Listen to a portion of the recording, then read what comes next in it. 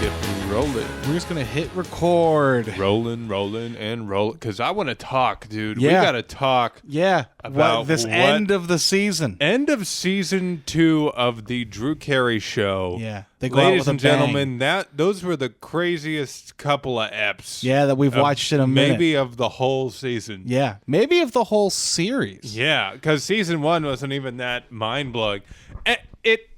Can I just say... Welcome to Cleveland Rocks. I'm Shane. This is TJ. Welcome to Cleveland Rocks. You know the drill. You know at the this drill. Point.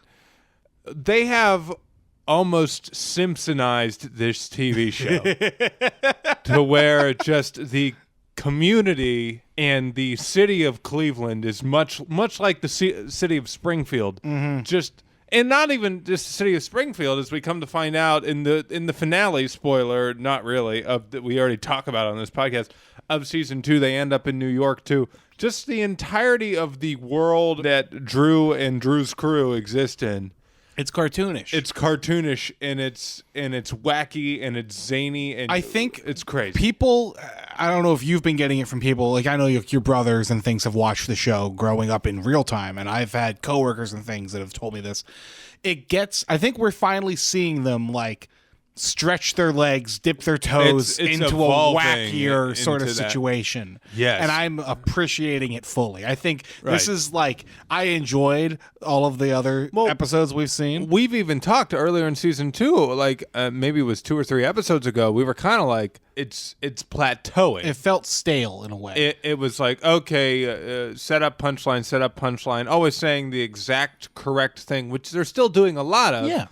It's a sitcom. Now, that's just sitcom writing. But now it's like, okay, well, why don't we just take even the more cartoonish, crazier route and let's double down on this? I think we saw it with like the musical sequences that we had sprinkled throughout this season. Yeah.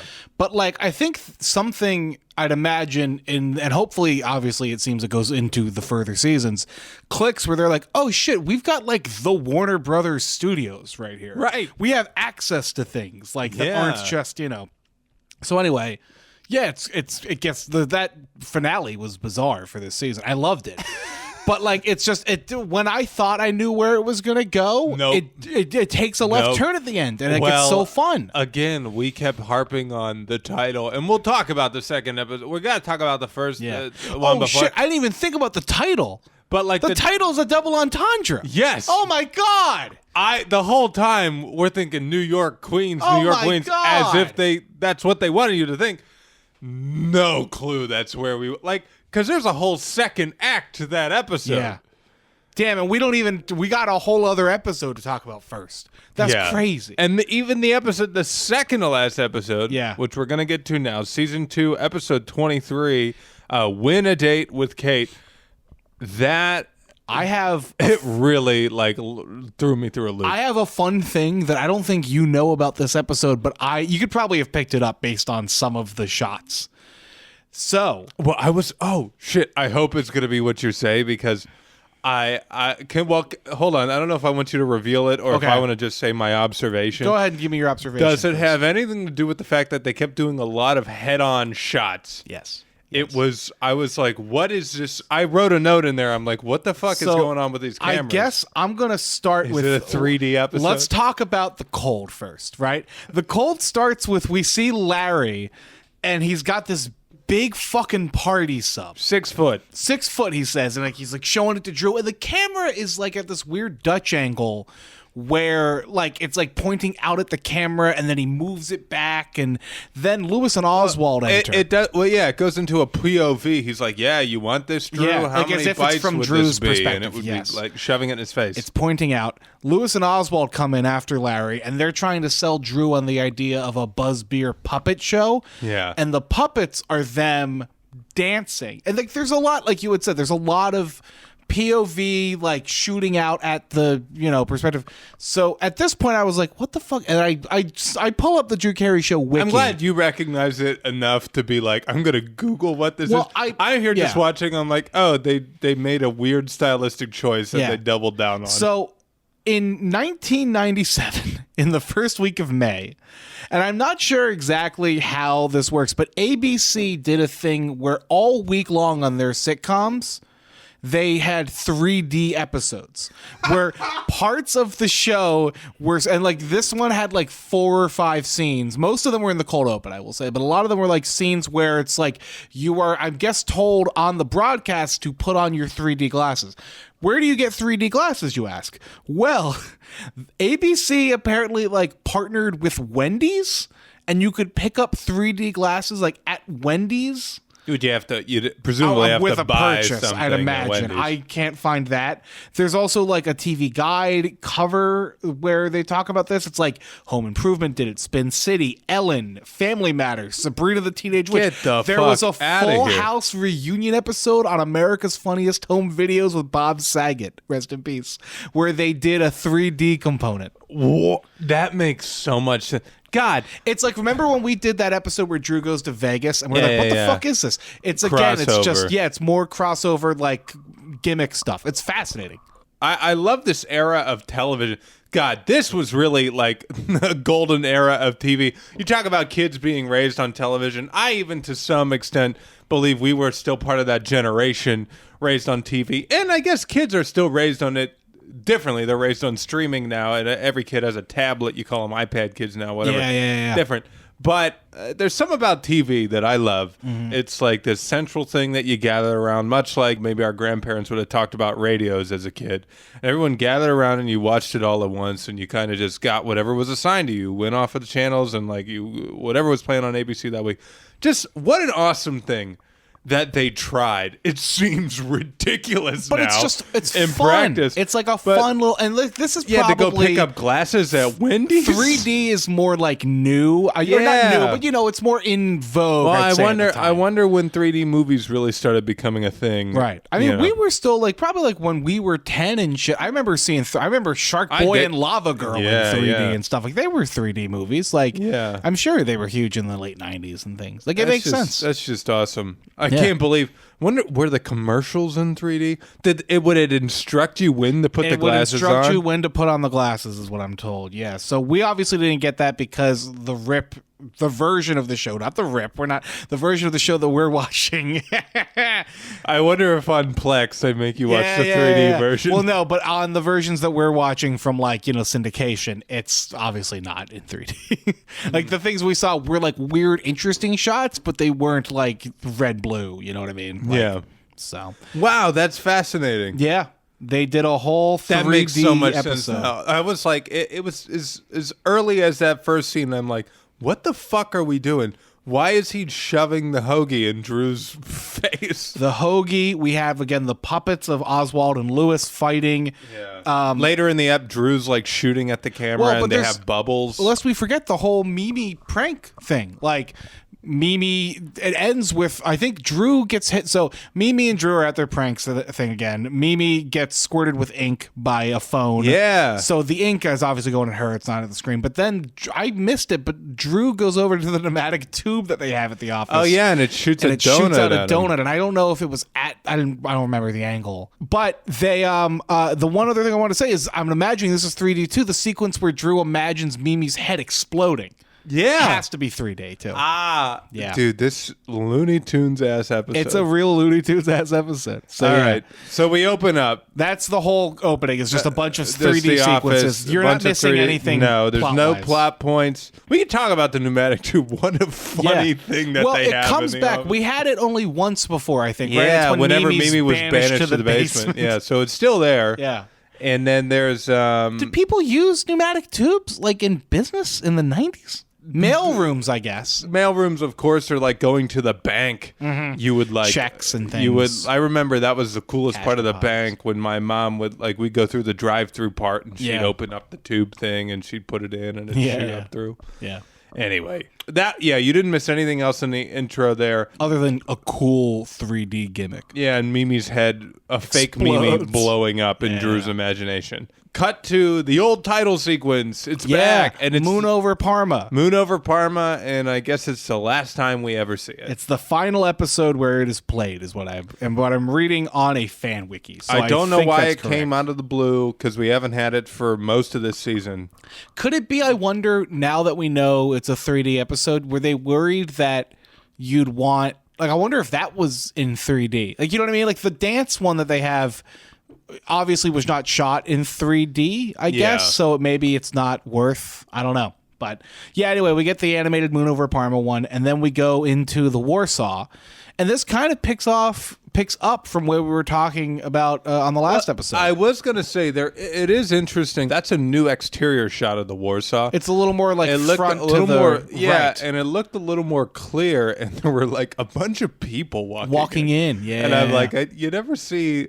They like that's portraying it like it's a busy street with a bunch of like, people foot walking traffic through. Yeah, it's funny, and then it's just the same dumpy locals.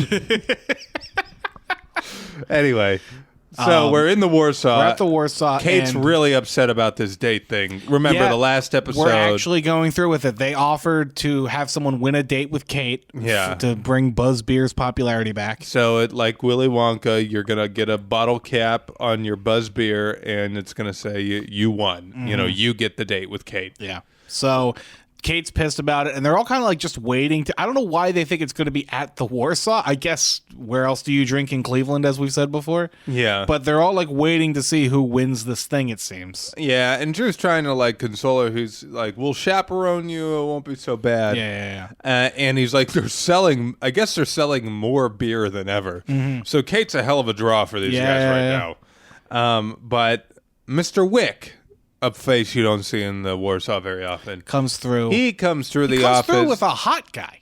Yeah, what's the deal random with the hot guy? Well, I guess the random hot guy ran into him in the middle of the street. Yeah. So, Kate calls him his friend because he thinks he's hot, and she hopes he wins. Yeah. Before Wick's yelling at him, but then he buys the two of them beers. Yeah, he's like, give me two of the cheapest beers you have.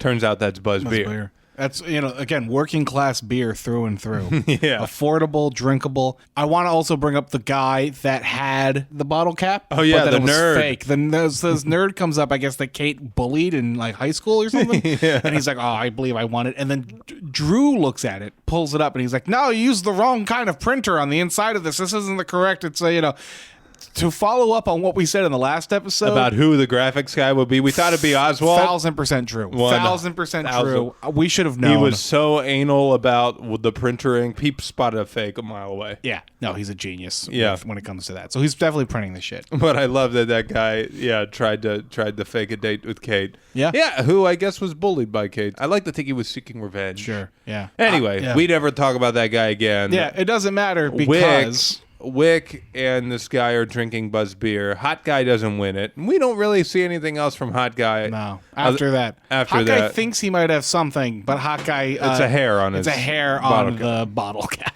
Meanwhile, Wick is drinking, and then he's spazzing over the phone, pay phone, and he rips it out of the wall. Yeah, and then he wants his quarter back. It ate his quarter without giving him the call or something. And then he happens to check his bottle cap, and it turns out that he did win. Mm-hmm. And he was like, who is this Kate I have to go on a date with? He has no idea what He doesn't know what this is. But, yeah, Nigel Wick won a date with his own employee. Yeah. Not a great start. Not problematic at all. No conflict of interest. I think it's fine. So yeah, then we see we're in the office. We're in the office. Then Drew has I think this very fascinating conversation with Mr. Wick, where we learn Mr. Wick is putting Java water, caffeinated water, into the water cooler in the afternoon because he noticed a drop in productivity post lunch. We really see an evolution of Mr. Wick in this app. Oh yeah. And in the next one, at the very end. But right at the beginning, like he is so silly and over the top. We're used to seeing him as this authoritative figure. Yeah. And he was always goofy in that he would be like firing people in weird ways or whatever. And I think even last episode I was talking about him as like playing this sort of uppity character with the higher ups. Right. Well, now he's like also this like crazy schemer. Yeah, he's filling caffeinated water in the water cooler, and then he's like giddy about it, and then he also has a big bowl of salty pretzels that he keeps on top and he doesn't shy away from it at all. He's like, he gets everyone thirsty, and then they drink the caffeinated water, And Drew's like, oh, no wonder I jogged home yesterday.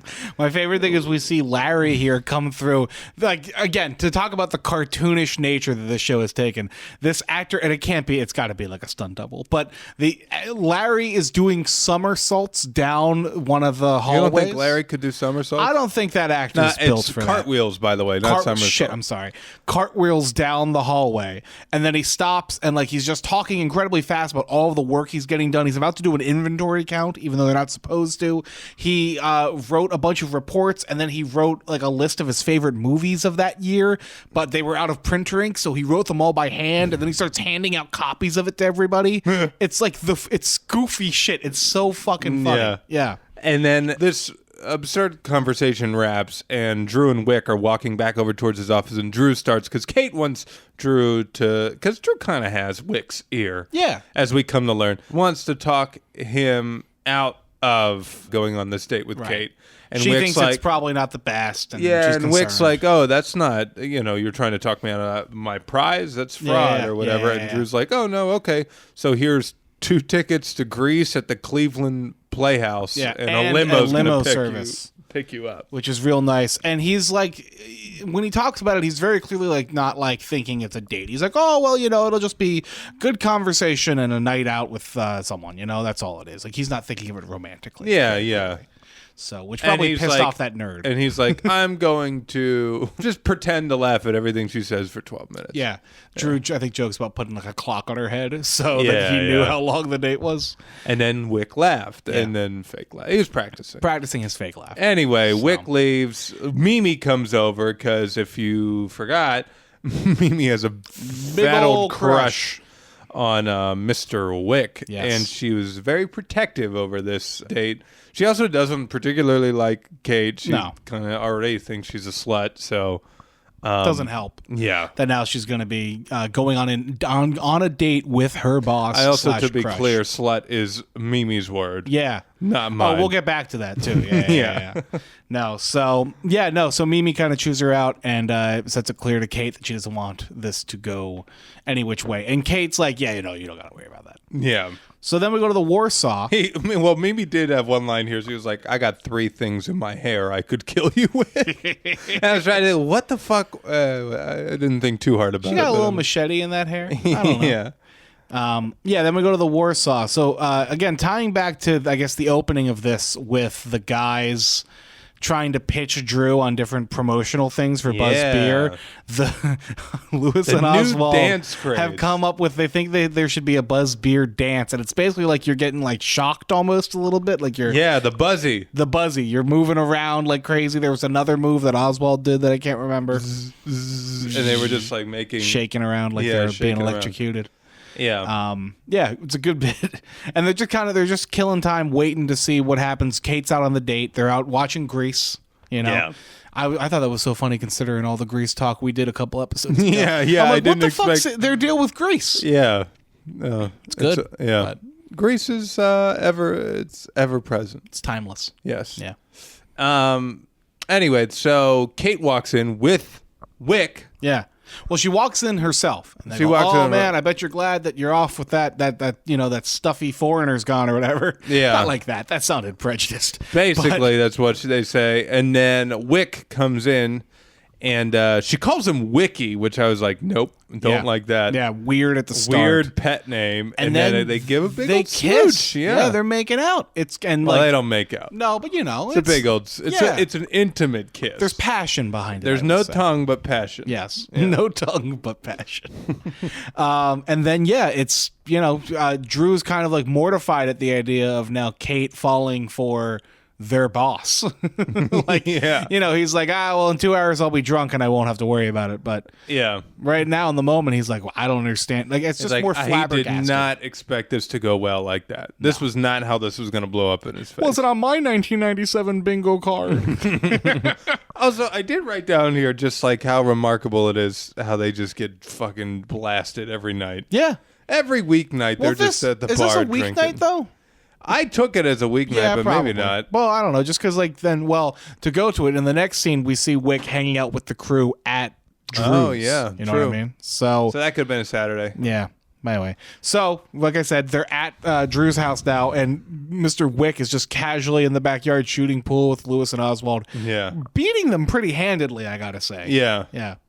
So I don't know what that says about their talents or their drunkenness, but although I was going to say that there's a point where Drew goes back to check on him or whatever, and Lewis is about to sink a shot, perhaps to beat him. Drew slaps him on the back, and Lewis is like, "What the hell did you do that for?" And Drew's like, "Oh, you can't beat my boss." Oh, so you think they let him win? I think they let him win. Sure, but it comes out they also played like cricket and duck pins, and they were playing snooker, not pool. So a bunch of like foreign games. Sure, the British Mr. Wick friendly versions of games. Right. Yeah.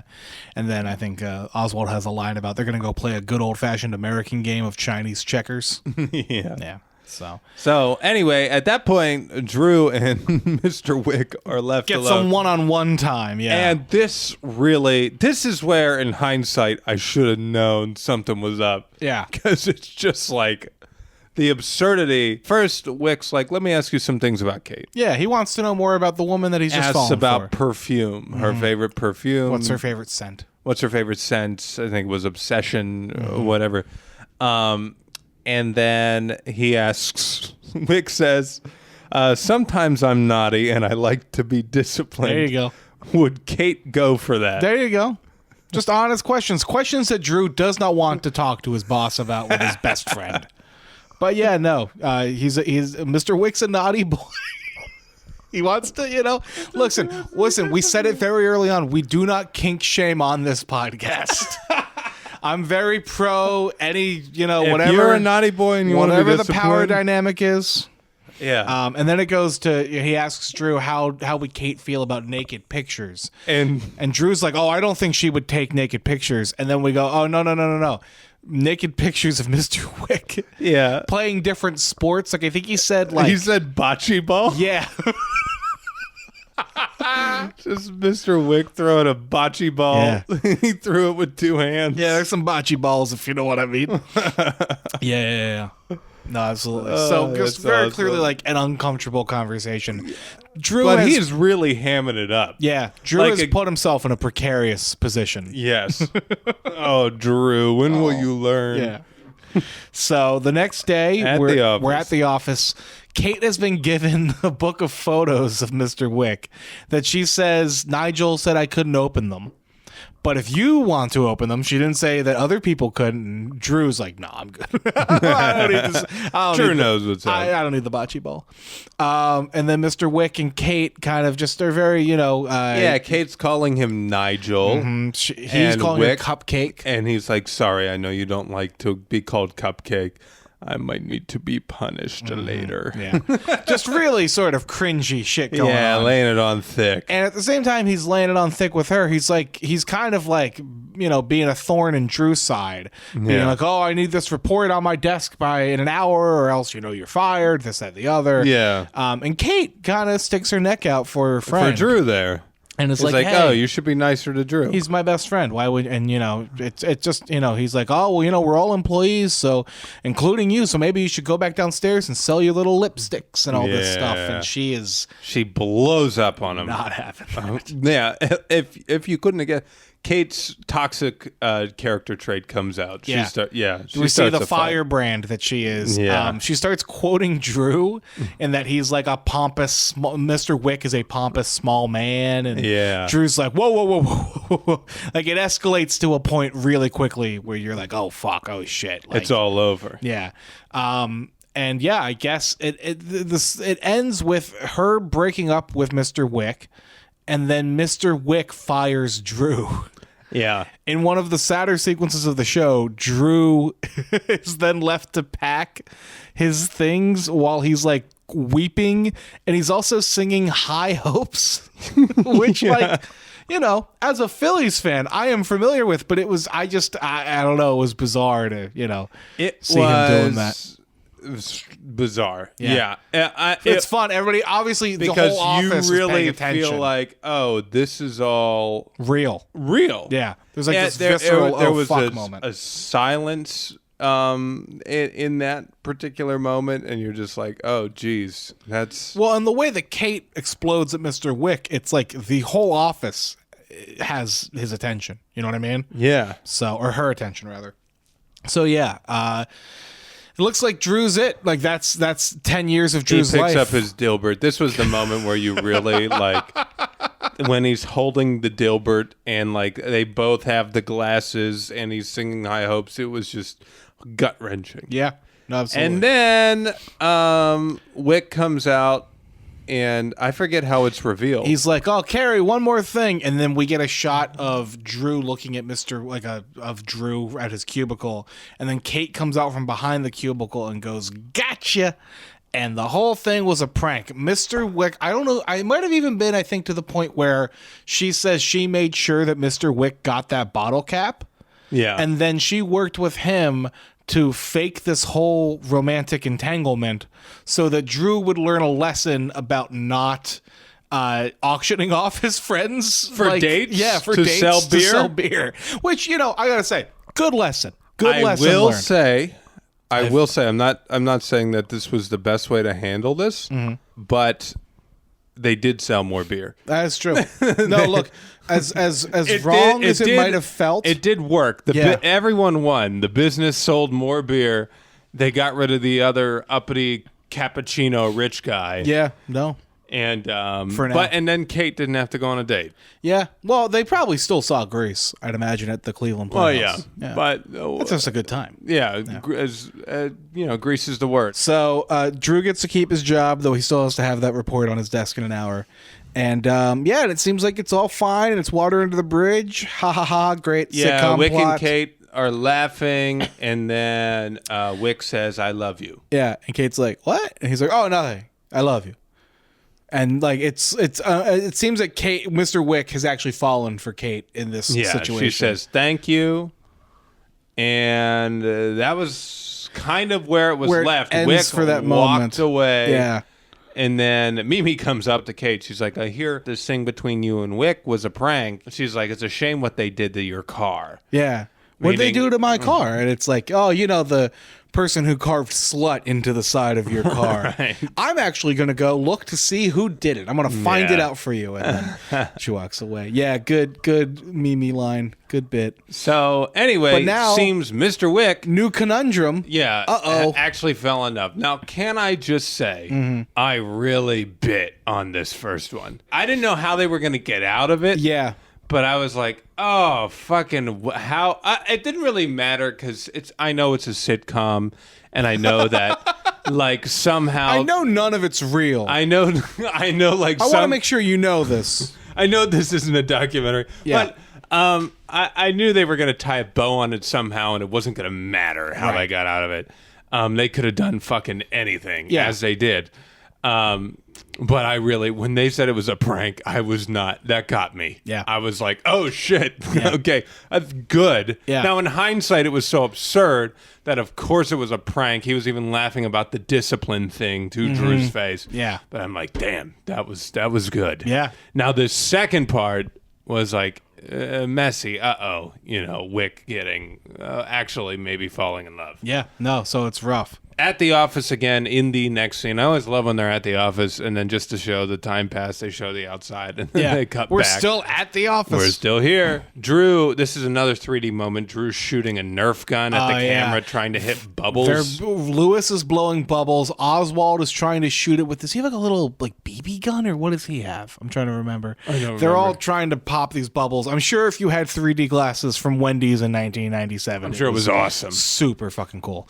But so that we get a 3D moment, and then Kate comes through and like is like, "Hey guys, listen, I think he's like actually falling for me," and obviously Drew, having just got punked, thinks he's getting punked again. He's like, "Oh, she never stops with this," you know? Yeah.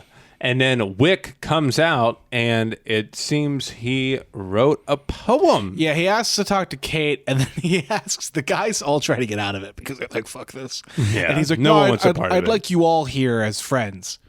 what a weird thing. Yeah. But I don't know if he thought strength in numbers. I don't even know what he possibly could have thought. I don't know. I guess maybe that's how you handle it as an adult. So he reads this poem to her where he's basically like, he talks about, I think he says he's like a boy in a grown man's body at one point, and he said, I'm no Keats or whatever, but when I'm around you, it feels like I've eaten 100 sweets, like just gross shit. Yeah. Like I don't like, it's like not even gross, just like dumb. Just it's dumb, cringe behavior from Mr. Wick. Yeah, from your boss. Yeah, from your boss, from that authoritative figure. Yeah. And Kate has to let him down. Kate lets him down right there. She's like, I just don't feel the same way. Yeah. It is what it is. In a moment of brilliance. Yeah, well, Mr. Wick starts to sulk away. Yeah, he starts to sulk. In a moment of brilliance, Drew Carey says, wait, Mr. Wick, let me read the last line of that poem, walks over to him, grabs the paper, pulls it out, and says, gotcha. Perfect. And just... then it's all a big joke. Drew and Mr. Wick got Kate back for the start laughing. Yeah. Wick starts laughing. Drew starts laughing. Kate's like, I see. You got me as payback. Real ass dude. That's a good bro moment from because Drew as we come to find out, Wick actually fell in love, and he got over it quickly, but Drew was covering for him. Drew totally covered for him, and it's he good. appreciated it. Absolutely. To the point where Drew's trying to then share with him how he's like, I know how you feel one time in 7th grade, and Mr. Wick's like, I don't care. Yeah. Right. I think he says literally, it's over. Yeah, like, it's over now. This is over. I'm fine. And then I think it ends with Mimi being like, your rebound is here. Yeah. And Mr. Wick looking absolutely disgusted by it. So maybe next time, Mimi. Yeah. And then credit scenes at the house. Yes. And this is the one where we know it is not 3D, I guess, because there's like a big no symbol over the screen while this is happening. See, here's the thing. I thought that was maybe something that like a safety thing. I was imagining ABC or like whoever the FC, whoever would have said bad to be like, okay, you guys can keep this scene, but you got to make sure you tell people not to do it. Yeah, because if you think about it, they were promoting a fun 3D app, probably for like teens or kids, right? And then the closing scene is Oswald trying to get something out of the toaster, and he doesn't use a knife; he uses a fork, a metal fork. And he sticks it in the toaster, electrocutes himself. Yeah. And Lewis comes in and he's like, "Oh, great. Still doing the buzzy." Right. Oh, you're adding a new move. Yeah. So it is a pretty good button. But there's a big red cross through it. Yeah. And I'm like, maybe maybe ABC or somebody, maybe there was some regulation that you're like, you got to tell people not to do this. Yeah. I don't know. I don't know. Do you have like a word for that symbol? At work, we call it a buster. And I think it comes from Ghostbuster, but I don't know if that exists before. Oh, I don't know. Yeah. That definitely exists before Ghostbusters. It definitely does, but did like the shorthand for calling it or is it just a thing that we created at my job? I have no idea. I have no idea. Yeah, I've never had a name for it. Yeah. As you know, it's a circle with a red line through it. Yes. For those of you the at home, no symbol. It didn't watch type it. in no symbol. I think. Right. We call it a buster. I don't know. Anyway, yeah, fun app. I enjoyed the 3D stuff, man. I'm sure if we actually had access to the red and blue and the glasses, it'd be even more fun. But yeah. What a dumb. Like again, like you don't really get that anymore at all. No, you don't anything. get like weird gimmicks like that. Yeah. I mean, It's a not that shame. like I think most people kind of hate 3D. I think so too. I think, and it isn't just like for a while. I thought it was just like the price. Like I didn't go to 3D movies because it's extra. Because I was like, oh, what the fuck? I'm already spending $16 on a movie. What am I going to spend $22 to go see this with glasses? And I'll tell you this, as a glasses wearer, it's awful. Like you gotta put the glasses over the glasses. Yeah, no. That's why I hate whenever there's like a real 3D or anything like when you go to like a Universal Studios or some shit and they got that. Fucking no, it's so bad. Yeah. But yeah, I mean, this was for the late 90s, like fun gimmick, and I'm sure ABC enjoyed the shit out of that. So yeah. A great app. I wonder what the Home Improvement one could have been. Improvement. I got so many questions after this. This is the most Home Improvement episode title I've ever heard. It's called The Feminine Mistake. That is a Tim Allen. Yeah, sitcom. Tim Allen wrote that one by himself. By hand. He wrote it by hand and then copied it. Anyway, thank you, Tim Allen. Hey, everybody. This episode of Cleveland Rocks is brought to you by Manscaped. Manscaped, the best for your balls. TJ, it's playoff season. Oh, buddy, is it? Yeah. How are your Steelers doing? Not so good. It's all right. It's all right. Look. Hey, listen, at least there's one representative from Pennsylvania. That's I'll true. give it that. My Eagles are still in it. As of the time we're recording this, God, I hope they're still in when it comes out. We'll see. But look, we're worried about East and West. Manscaped has your North and South covered with their beard and balls bundle. That's right. All for one price. You get both the Beard Hedger and the Lawnmower 5.0. Guys, we're talking about 20 different hair length settings on that beard hedger, so you can get yourself any length of playoff beard you're looking for here. First round exit or a Super Bowl run, whatever you're looking for. Gentle on the skin, whether we're talking about your groin or your face, you're going to feel comfort regardless. They are waterproof. This says ice bath. I don't know. I know a lot of you NFL freaks are going in the ice baths these days. Very popular. That's great. Awesome. You could take this, I guess, in the ice bath. Yeah. Go ahead. Try it out. Let us know. Yeah. Right to us. And look, this is not saying it will work, but it does say it in their copy. It's also got your favorite, the LED spotlight on the lawnmower, so that way you know where you're trimming. I find that I like to do it in the dark. Mm-hmm. Right? I just like to... I don't want anyone else to even see. I don't want anyone else to know, hey, what are you doing in there? Yeah. It's also got high-performance rechargeable batteries. The lawnmower can go for 75 minutes. You know how you trim your balls for 75 minutes? It's like a fucking Picasso down there. You got to make sure everything's correct. Everything's exactly the shape it's supposed to be. I'm making a masterpiece down there. And of course, if you're unhappy, they got a 30-day money-back guarantee, so it's really a risk-free offer here. Give it a try. It has all the bells and whistles you can possibly need. The travel lock, huge. Yeah. Hate when you're traveling across the country with your beard or your ball trimmer, whichever one. Mm-hmm. I would normally travel with a beard trimmer, but if you have that gnarly ball hair that gets... Either or, they got a travel lock. They got you all set. Don't worry, it ain't gonna go off in the TSA line. No, it's not gonna be buzzing when it comes down the baggage carousel. So join the over 11 million men who trust Manscaped with their grooming. Go to manscaped.com and get the Beard and Balls bundle. And you can get 20% off your order and free shipping when you use promo code Cleveland. TJ, how do you spell that? CLEVELAND.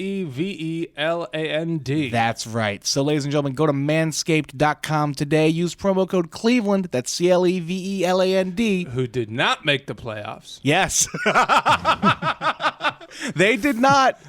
Take that. Take that, Cleveland.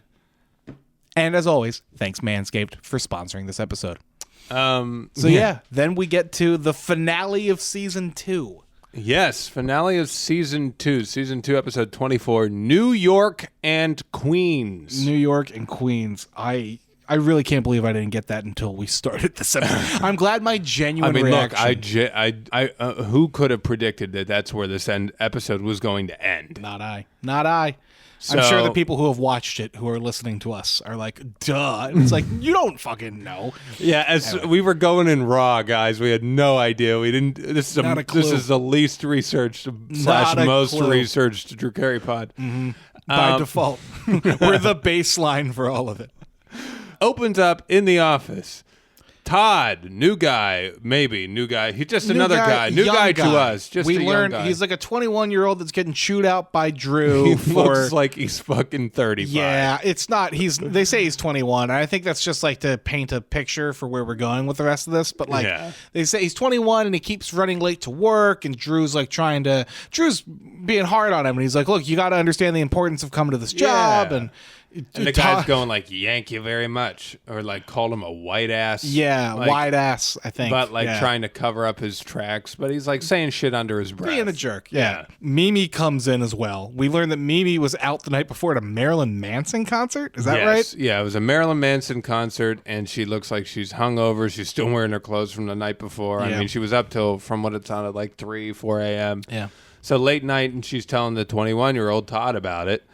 And then they both kind of come together to talk about how Drew is this Yeah. old man Carey. Old man he's Carey, they were stuffy and he's calling him. boring and he's devoted to his work and Yeah. boring. Mimi even like is not in like a particularly aggressive mood towards Drew. She's kind of like minding her own business, like nursing a hangover, I think is the implication.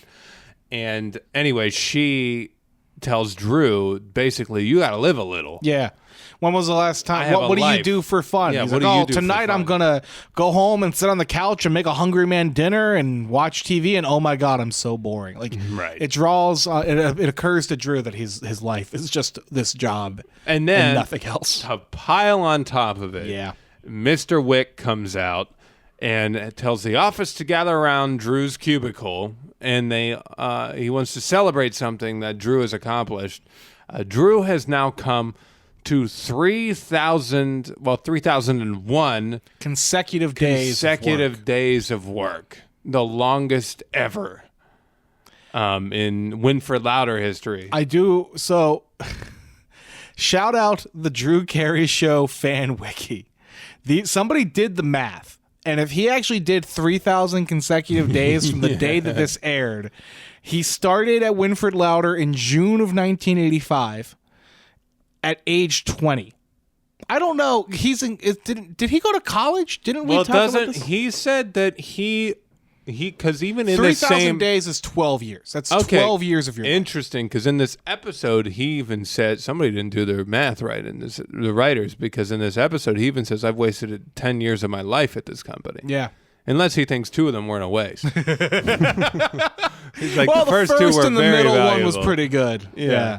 So maybe is that a writer that I'm gonna say this. I think the writers probably didn't do the math right because I think the nerds who run a fan wiki would actually do the math correctly. I on that. 100%. And I'll tell you what, I am definitely not going to do the math to check that. no, So, I'm going with the fan wiki. yeah, I think that's correct. Until a writer comes on and defends their right, their choice. So Drew gets this plaque, and it's like 3,000 days down, 3,000 more to go, and They honor cubicle 17A. Yeah, it's his cubicle. They give it a sign that says the Drewbicle. And while everybody's like applauding and celebrating Drew, they ask Drew to say something, and he's just like, "I've wasted a third of my life," like you said. I've never stopped and smelled the roses. Yeah. It's like a depressed sad sack. He realizes how little fun he has had in the last 3,000 days. And then Wick's like, "All right," and they all clap, and he's like, "Cake and ice cream in my office." And then they all run into and leave a sad Drew sitting there. Yeah. We said this a little more explicitly when it was the Cleveland party episode where Drew has everybody to give like the buzz beer goodbye stuff. Yeah. And like the Charlie Brown overtones, like the redheaded woman, and he couldn't find her. And Yeah. Drew Carey is very much, I think, trying Like to Charlie Brown. emulate a Charlie Brown. For sure. Yeah.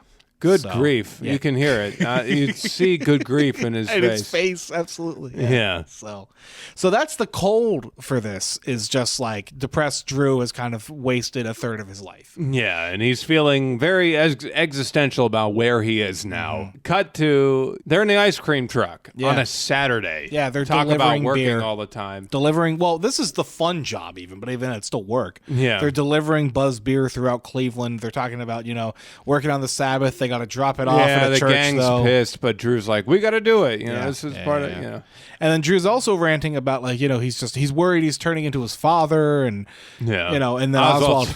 Oswald points out his father had so much fun though. Like he was actually a partier. Yeah.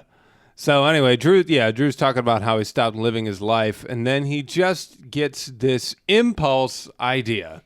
Spontaneously. He's He like, says, we got to go to the Why city don't that we never go to sleeps. the city that never sleeps? Kate's like, we're going to Paris. No, He's no, like, no, that's the city of lights. I thought that was Vegas. We're going to Vegas? No, they're going to New York City. And they're all like, why would we go to New York? And then Drew's like, well, the Indians are playing the Yankees. Yeah, and that's all you need sometimes. Yeah. 4,000 miles to 4,000 miles back. Yeah. I don't know how long of a drive that is, but Well, okay, I actually wanted to do the math real quick, so if you bear with me. Yeah, sure. You've done, I know, Pittsburgh to New York. You've driven. That's 7 hours. That can be about 7 hours. Is there a more direct route to? I guess we're about to find out because TJ is typing live in person. Everybody, hold on to your butts because we're gonna crank out. Can you some hear the numbers click right now. clacks? Yeah. Can you hear the Google Maps? Okay, it's 7 hours and 22 minutes, so it's really not all that different. Yeah. What's crazy to me, well, I guess I'll talk about it at the end. It is a day trip that they basically take. So they have to but they get into a lot in the day trip. They get into a lot in the day trip, is right. Everybody gets on board because like they realize how unimportant their jobs really are. Drew is gonna kind of go easy with Kate. I guess Kate's like worried about old man Carey getting on her ass for work. Which I'm confused about that too. Oh, I guess the Sabbath. When's the Sabbath? The Sabbath is Sunday. Mm-hmm. So they're working on a Sunday, and then this would be Monday. Wait, no, the Sabbath is Saturday. Oh. Wait, but then why are they worried about going to work the next day? That's what they have a whole point where they're talking about, I don't know, whatever. It doesn't matter. They all realize how unimportant their jobs are, and they decide, fuck it, we can live a little bit. YOLO, if you will. I guess it... Did you Google when is the Sabbath? I guess it would depend upon your denomination. Yeah. But no, it's Saturday. Okay. Catholicism, it's Sunday. The Lord's Day is Sunday. Yeah. So okay, whatever day. Yeah. They talked about going to a church, which makes me think it's I went Sunday. with Jewish Sabbath, but you could do. They're going with Catholic Sabbath. Whatever flavor of Sabbath you want to use. You got me questioning. So they're completely unconcerned with whatever faces them ahead. They just want to live in the moment, live in the now is the whole sort of idea. Right. So they start driving over, and they're having a great time. They got Slim Jims galore. Yeah, they're making like necklaces out of the Slim Jims. Drew made a necktie out of the Slim Jim They're wrappers. eating the meat sticks. They're singing songs. Yeah. They make only one stop really before New York, and that's because they're driving, I guess, through Pennsylvania. Yeah, they have like Amish country B-roll. And they get whiffs of the magic that is Hershey chocolate. Yeah, Drew's magic nose whiffs out that they're 15 miles from Hershey. Yeah, the fact that his sniffer's that good in terms of direction's pretty impressive. It's awesome. So they stop there. And then they immediately hard cut to stuck in traffic in New York. Stuck in... this is probably obvious to us because we actually live in New York. They didn't shoot this in New York. They shot this at the Warner Brothers lot. Yeah. On a New York-esque street. Yeah, even in the 90s, though. I've been to that Warner Brothers lot. Yeah? Have you seen that set? And I've seen that specific set. Oh, shit. They have like a New York street scene It set. looks way more like just West Side Story New York than even 90s or New like York. Seinfeld New York. Sure. Because like Seinfeld also shot on that like these sorts of like studio setups. Yeah. So, but yeah, it's I've seen that New York setup for that at least they use at the Warner Brothers lot. Yeah. It all kind of looks the same. They just doll it up with different entrances or whatever. Yeah. But so yeah, they're in bumper to bumper traffic. Yeah. Stuck in New York City. They I think they said something like they moved 6 inches in an hour. Yeah, like it's and rough. they're trying to get to the Indians game. Lewis tries to switch lanes. He's driving at this point. And he ends up blocking both lanes when the truck breaks down. Yeah. Well, you're skipping over some important parts though, because we get 2 incredible cameos. Yes. For very different reasons. They realize they don't really have a plan. They don't have money for tickets, and they don't have tickets already. So, they're getting out of the ice cream truck to stretch their legs because they're going to be in this bumper to bumper traffic. Drew almost gets hit by like a biker. A guy flips him off. All this stuff, and then they walk out onto the street, and who do they come across? But Donald J. Trump. Donald 45. Trump. 45, 47 as of today. And 47. This episode comes out January 20th. Yeah. They run into Donald Trump on the street of New York. That's crazy. Yeah, the president of the United States. The current president of the United States. Yeah, Donald Trump. That's crazy. So, yeah, he's just out there on the street, and all he says, so it's young, like 90s Donald Trump. Yeah. That's like, he's got like, he's like thinner. He's got like the dark hair. He's got a younger look to him, and he comes up and he's just he really wants a nutty buddy. Yeah, he's like, hot one today. Can I get a nutty buddy? As Donald Trump would be on the street of New York. Eating ice cream off of an ice cream truck, as he does. Yeah. And then they try to explain to Donald Trump that they don't have ice cream. They have beer. And he goes, what the hell? You're driving an ice cream. You're driving an ice cream truck with beer in it. Are you stupid? He says, "What are you, morons?" And they go, "No, we're from Cleveland." He's like, "Oh, you're from Cleveland." And then he's like, "Yeah, we drove here to see the Indians play. Yeah, the Yankees tonight." Yeah, and he's like, "Well, you know what? Give this to the guy at the front of the stadium. You can have my box seats free of charge, no problem, and we'll reconnect later and have a beer." He didn't even. What was absurd to me about? I know it's just silliness and it's a cameo, but I was just like, They connect. He called them morons. Yeah. He didn't get his ice cream, and he's like, "All right, well, here's my box seats." Yeah, the you know Yankee what? game. You guys deserve it. Stuck in an ice cream truck in the middle of bumper to bumper traffic. Oh, it's, you know what? Yeah, what an incredible sequence for so many different reasons. He was a different. He really held a different place in culture. Do you think he did this and Home Alone 2 on the same day? Like, there's so many like weird little things. Well, that's what I'm saying. He was at such a different obviously a different place in culture. Yeah. At this point. Yeah. He could just like pop on a show and it would be like a draw, and I'm sure like the cast was excited to have Trump on. I'll say this too. I'll get ahead a little bit. The next celebrity we see is the person that keeps rear-ending the ice cream truck. It's Carol Channing. Yeah. And Donald Trump in that studio audience got more applause in 1997 than Carol Channing. Yeah, she was funny though. Yeah, she was hysterical. Don't get me wrong. She was like, get in your ice cream truck. Get in your ice cream truck and drive. Walking. Yeah. I thought it was just fascinating though, the idea. Yeah, there's a very different time in our culture. It's amazing, actually. Carol Channing was never president, as far as I knew. I don't know why. maybe that's why she didn't get a plus. But yeah, no, she's behind them, rear-ending them in traffic, tells them to get in, and then finally they get back in because it looks like they're going to start moving.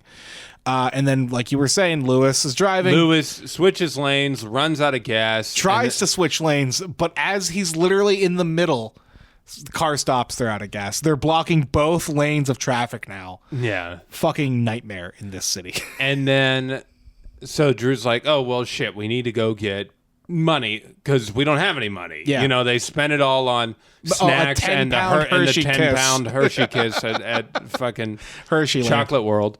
So anyway, he's like, well, we can sell beer. So they take some of the beer out of the back. The Buzz beer. And it's probably warm at this point, I'd imagine. 7.5 hours later. Yeah. At least. And they go into a bodega. Mm-hmm. They go into a bodega with these 2 cases of beers, and they're like, "Hey, we're just looking for money." And the guy opens the register right away. Immediately. He's like, "Hey, I'm not." And the bodega owner's like, "I'm not going to tell you how to do your job, but the nose and the mustache fell off your Groucho glasses." Good line for Drew. So yeah. Anyway, he thinks he's getting robbed, and Drew and Lewis for a minute they're like, "Do we just no? We shouldn't do that." So they I will say it's one staple of New York City that has never changed. There's crime. There's crime going on. But yeah, so they're like, no, we don't want to rob you. We want to make a business deal with you. We want to sell 2 cases of our caffeinated beer for $30. Yeah. And the guy's like, I can do 2. And they're like, what the fuck? No. He's like, what do you guys know about beer? Cleveland. What does Cleveland know about beer? Yeah. And then Lewis goes, is like, let me introduce you to our spokesbelly, just and pointing points at to Drew. Yeah, no, it's good. What really wins the bodega guy over is that they say, like, you know, they came here to go watch the Yankees play. Yeah, and he starts speaking Spanish. He goes, "Oh, that's why I came from Cuba." Like, you know, he's like obviously a huge fan. So they work out a deal where they get $20 from the guy. He gets the 2 cases of beer, and then they run out and they're trying to go get gas. Yeah, I will say there's a great line too when they're on the street here, where Carol Channing was like, "Move your corn-fed Midwestern lard ass." Yeah, and then Drew's Drew like, Carey. "Hey, Carol Channing knows what my ass looks like." It's very good, very good. They come out and they're going to try to get gas, but They don't even have time to, because a rival ice cream salesman thinks that Drew and the guys are trying to encroach upon his territory. He's beating a truck with a bat. He's slamming that thing with a bat. Like New Yorkers do it. Yeah. But you know what I will say? He wasn't. I don't know if that ice cream truck is indestructible or if he's just like shitty with that bat. He's not making a single dent in that ice cream truck. No, it's like very unimpressive. He's got to find another thing to hit. You got to hit everyone knows if you're mad at a guy in traffic and you got a baseball bat or you got a tire iron, you got to hit the windshield. Yeah, absolutely. Hit Things the that can break. Things that you want to break that. If you got a little knife, pop the tire. Yes. You know, there are other ways to do this. But yeah, so no, he's worried about them encroaching, and then they're trying to explain that they don't even have ice cream. And then in walks this cop. I did not know this, but again, I'm looking at things on the internet. Is this a Law and Order guy? No. NYPD Blue, which also aired on ABC. Nicholas Turturro is the guy. He plays in the show, and I'm assuming it's the same character. All these cop dramas are the James same. Martinez. His role on NYPD Blue is the character that shows up in Cleveland Fox, in the Drew Carey show. And he's basically like, well, do you have a license to sell ice cream? They go, no, we have beer. Do you have a license to sell beer? We're not selling any beer. Yeah. And then the bodega guy comes out and he's like, hey, Cleveland, I tried that beer. It was delicious. Let me buy another case. And, Drew's like, oh, no, I wasn't. That $20, I thought it was I thought it was a gigolo situation. A gigolo situation. What a I don't even know if people know what that means. Yeah. Like, I don't know if like my siblings would know what like if I was like, hey, do you know what a gigolo is? They'd be like, I had no idea. But then he starts describing Midnight Cowboy. Yeah. To the cop. To the cop. Understand. And the cop just puts them all in handcuffs and takes them on out. So they get arrested, but we don't see any of their jail time. I guess they realized this episode was already, they had a lot of ambition. They had a lot to cover still. Yes. Because then the next scene, when I figure we're wrapping this up, right, we're back at Drew's house. Yeah. So they've driven back. Kate has to use the bathroom. And Drew has a line. Yeah, Kate has to use the bathroom. She hasn't peed since jail. She didn't want to lose her innocence to ask for toilet paper. So anyway, Drew makes a comment. He's like, "Oh no, I don't want to go home," because they were like, "Oh, let's just go home and sleep." And Drew's like, "No, it's not even 11 yet." Yeah. They went from fucking Cleveland to New York, and then went to jail. Got released. They were in an hour of traffic at least. Yeah. They went to Hershey World on the way. Yeah. They were in jail, and then they also went 7 hours and 20 minutes back in an ice cream truck. I don't even know if that can go 60 mile an hour. Got released, figured out where their car was at that point. Yeah. Took the car, drove home, and it's not even 11 o'clock yet in Cleveland, Ohio. Well, they're East Coast. That's Eastern Standard Time. Yeah, right? it's all Eastern. So it's crazy. But anyway, so they're ready to call it. Everybody's like, I think Lewis has a line like, let's all have a slumber party in our respective homes. Good night. Like, tries to just get out of it. But Drew is still feeling like sad sack Drew. He doesn't do anything. So he comes up with an idea where he's like, well, let's go to the midnight movie. We used to do it all the time as teens. We'd go watch Rocky Horror Picture Show. Yeah. Let's go. Let's dress up and let's go to that. How familiar are you with Rocky Horror? I didn't know that they were dressing up. I've never watched it. I know it, obviously. Yeah. And I know I've never been to one of the showings. I know some of the music. I've never been to one of the showings. Yeah. And I've honestly, it's been on a short list of mine to watch. I just never did. It's very good. The original one's very good. Yeah. But they dress. They're all like, obviously Drew and Kate take like I can't remember, like the outsiders roles, the people who knock into the thing. Yeah. Oswald commits to full drag as Frankenfurter. Yes. And you know what? I give Drew Diedrich Bader a lot of credit because we talked about his upper thighs. We're getting a whole lot of upper thighs here. Yeah. The whole damn thigh. He looks really good. Like I was convinced he could play that character if they ever decided to do it again. Maybe not now, but in the 90s he could have. Sorry, Diedrich, I don't know what you're looking like. But they all roll up in their drag to go see Rocky Horror Picture Show, only to find out that the movie theater is not showing Rocky Horror Picture They're Show. showing Priscilla, Queen of the Desert. The Adventures of Priscilla, Queen of the Desert, which came out like 3 years. It came out in like 94. Yeah. I'm not familiar with that at all. All I know is it's another drag movie. Yeah, for sure. So because then we get another roving group of people in drag. Of people, because, well, first we should say they show up and they're like, oh, you're showing Priscilla? That sucks. And then it pans over to a group of people dressed in flamboyant drag outfits. Flamboyant drag for Priscilla. And including Mimi, who's like, oh, pig, you don't know, it's better than yours. And like, Mr. Wicks there. Mr. Wicks, like, your drag is old, our drag is new, and he's fully dressed to the nines here. And and that's where we get a drag off. Yeah, Drew's like, oh, no, it's not. I'll show you. So then they break into a performance of Time Warp. Yes. From the Rocky Horror Picture Show. They're going, well, then it goes off, right? And then that's how they sing it, actually, exactly in the song. In the movie. And they do a full on. So again, music licensing issues. Yeah. I get it. I don't know what this looks like on Plex or anything either. Yeah. Yeah. But I wonder if they even you know what I will say, this. though? This was fully restored, and you could tell by the TV bug that we had in the corner, this is what aired in a syndicated episode. Yeah. So it gives me hope. I mean, I don't know how you could do it without. And then it pivoted. The rival group. Yeah, I know you could get. You don't even need any of this shit at the end. Could have ended the ep when they go to jail and they got back. But anyway, the rival. Don't get me wrong. This part's awesome, but it's just insane. Yeah. The rival groups like, oh, we'll show you, and then they bust into Shake Your Groove thing. Mm-hmm. Right outside of the theater, and then they go back and forth. They trade verses. Yeah, and then suddenly, Shake Your Groove thing. Time Warp, Shake Your Groove. The cops show up and throw all of them in the back of paddy wagons, and then the doors shut as the music kind of comes to a crescendo. It just felt like a fever dream.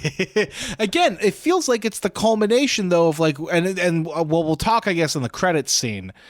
At the very end, we see the gang back in Drew's kitchen. They're all icing their feet and like their arms. I guess they're all injured from doing the dancing. Oswald says, next time I'm a transvestite, I'm going to wear sensible shoes. There you go. He's his words. His words, not ours. But no. So and then Kate makes this observation of like, why do we always get sucked into these musical numbers? And Drew goes, I'll tell you why. And then suddenly out of nowhere, he grabs like a straw hat and a cane. Yeah. And the lights dim and there's just a spotlight on him. And then it just wraps. That's the end of the episode. As if like to acknowledge the wink. The absurdity that is them just breaking in the fucking song. But they've done it like 3 times whole this season. Yeah, the whole fucking title sequence has been changed to them breaking out into song and dance. Obviously we're going to get that when we get to the Cleveland Rocks intro. Like, that's next season, right? I think something like that. Yeah. So it's, I am here for the absurdity of drag queens having a queening off in the streets of Cleveland. Yeah. They meet Donald Trump, who they could have had no idea who he was going to be in this year, 2025. Not a fucking clue. It's just, it keeps getting crazy. And like, it's a perfect culmination of what I think I was hoping this show would become. Yes. Yeah, exactly. Yeah. It really does.